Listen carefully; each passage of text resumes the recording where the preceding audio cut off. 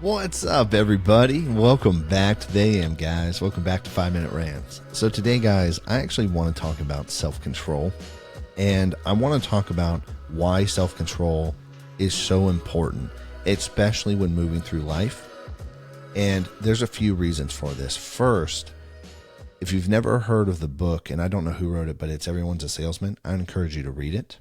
And the reason why is because it helps you see life differently as a perspective of you are selling everything you do to every person that you have a relationship with for them to have buy-in to your ideas, whether it's where you should go out to eat, whether it's what you should buy for gifts, whether it's where you should celebrate Christmas, whatever, whether it's where you're going to hang out for the night.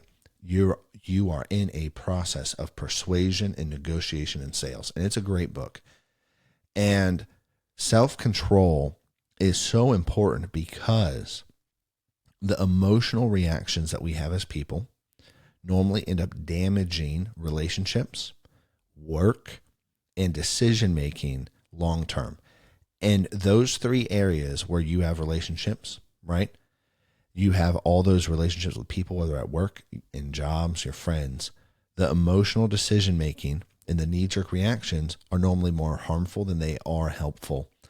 And if you can pause with self-control, pause yourself to take a breath and go, okay, let me just stop for a moment. Let me just stop and listen.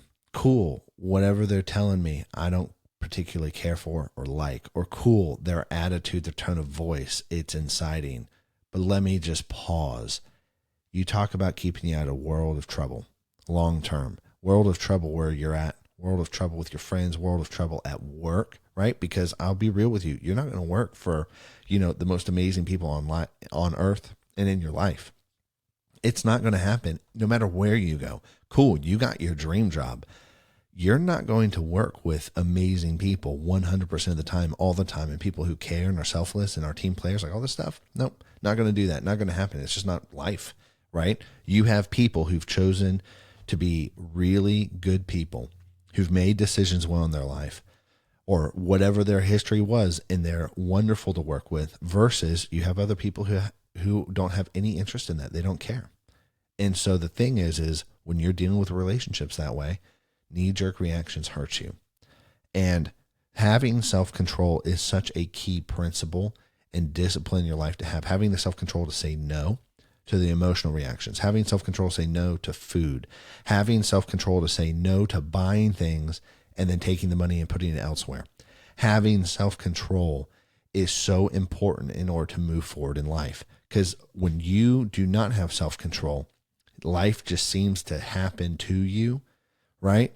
Not for you, it just seems to happen to you, and then all of a sudden all these big problems arise. But looking back, and if I look back over my life, when I did not have self-control, that is when it was most damaging to me in whatever area that was, whether it was friendships, whether it was business, whatever it is, and where there's a lack of self-control. And I'm saying this because over the last couple episodes that I've been talking, a lot of it has revolved around the principle of self-control. Like I talked about, really taking a step back and pausing yourself when there's high, intense situations in your life, right?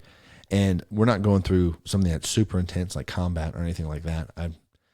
Anything crazy or nuts like that. But what we are talking about is like, cool, there's an intense situation at work between me and a coworker, or I'm working on this negotiation, this deal, and now all of a sudden a client is talking about, hey, I don't think this and I think that, and then it's like, oh no, I might lose them, I might lose the deal, all this stuff. And it's like pausing to have self-control, to step back and just observe, pausing to have self-control, to listen, not just be afraid of what you want, not to have that emotional knee-jerk reaction.